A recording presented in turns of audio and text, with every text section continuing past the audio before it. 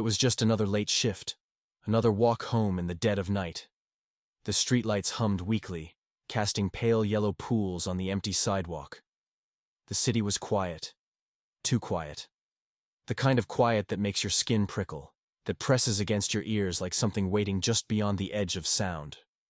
The shortcut through the alley seemed darker than usual, the walls stretching taller, the shadows pooling thicker. But it was the fastest way home. The first few steps in, the air felt heavier, damp with something that wasn't rain. It smelled wrong, like rust, like damp earth, like something old. Halfway through, the sound started. Footsteps, not from behind, not from the entrance. No, they came from up ahead, from the darkness where the alley bent out of sight. Slow, unhurried, matching every step. The kind of steps that aren't meant to be heard, the kind that shouldn't be there. The stomach clenched, the chest tightened. The instinct to run screamed, but the body refused to move. Because something was off. The footsteps weren't echoing like they should. It was like the alley swallowed the sound, kept it close, curled it into itself like a secret. And then, a whisper. Not a voice, not words. Just the suggestion of breath, just enough to make the skin crawl, to make the air taste wrong. It was close. Too close. But there was nothing there. Just the dark. Just the alley stretching longer than it should. The breath quickened. The feet moved faster. The sound followed. Closer. Closer. Until a movement in the corner of vision. A figure. Tall. Too tall. Standing at the bend in the alley, just where the light didn't reach. Still. Motionless. Watching. The air pressed heavier. The head pounded. The body locked up. And then the figure moved. Not walking. Not shifting. Just closer. Like a blink. Like an absence filled too suddenly. The alley felt endless. The legs burned to run, but the distance stretched impossibly long, as if the world had folded in on itself. The light at the far end was too far. The darkness was closing in. The whisper was right there. And then, a sharp noise, a metal clang, a trash bin knocked over somewhere behind. The spell broke. The feet stumbled forward, legs shaking, breath ragged, bursting from the alley into the open street. The air tasted clean. The city hummed back to life, cars in the distance, neon signs flickering, a world that felt real again. Turning back, the alley was normal, short, harmless, empty. But the feeling lingered. The weight of something still watching, still waiting. And later, at home, long past midnight, when the lights were off and the silence crept in, there it was again.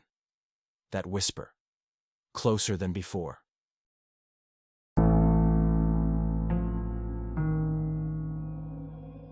It started with the streetlights. They flickered when walking home. Not the usual dimming, but something unnatural. The bulbs didn't fade. They pulsed. Like a heartbeat. Like they were reacting to something. At first, it was easy to dismiss. Just an old electrical system, a coincidence. But then, the pattern started. Every night, the same sequence. First, the streetlight at the corner blinked out. Then, the one 10 steps ahead. Then the next, always leading forward, as if something unseen was moving just ahead, or just waiting. The nights grew restless. Shadows stretched too long against the pavement, bending at wrong angles. The feeling of being watched became unbearable. Turning around, nothing was there. But the lights would flicker just out of reach, as though something had just moved out of sight. Then came the reflections. It happened in a shop window first. A passing glance caught something impossible. A shape, distorted, stretched like it didn't belong. But when the head turned for a direct look, nothing was there. The next night, it was a car window. A dark silhouette standing far too close, gone the second the eyes tried to focus. The worst was the bathroom mirror. Late at night, barely awake, water dripping from the sink. A glance up, a reflection that didn't move.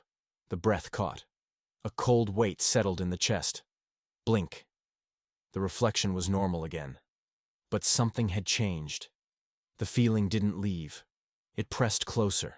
coiling around the edges of reality, waiting for the next mistake. The next night, the lights didn't flicker. They stayed off. The entire street, swallowed in darkness.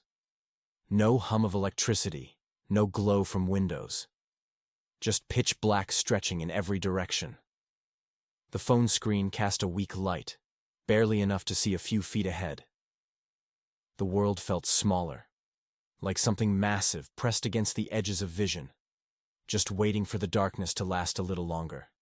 Then, the silence broke. A single footstep. Not from behind, not from ahead, but right beside. The phone screen flickered, a glitching static crawling across the glass. And for the briefest second, in the reflection of the darkened screen, something else stared back. Not a person. Not a shape. Just an absence where something should be. The phone dropped. The darkness pressed in. And in the moment before it swallowed everything, there was the sound of breathing. Not from the body standing frozen in fear, but from something far too close.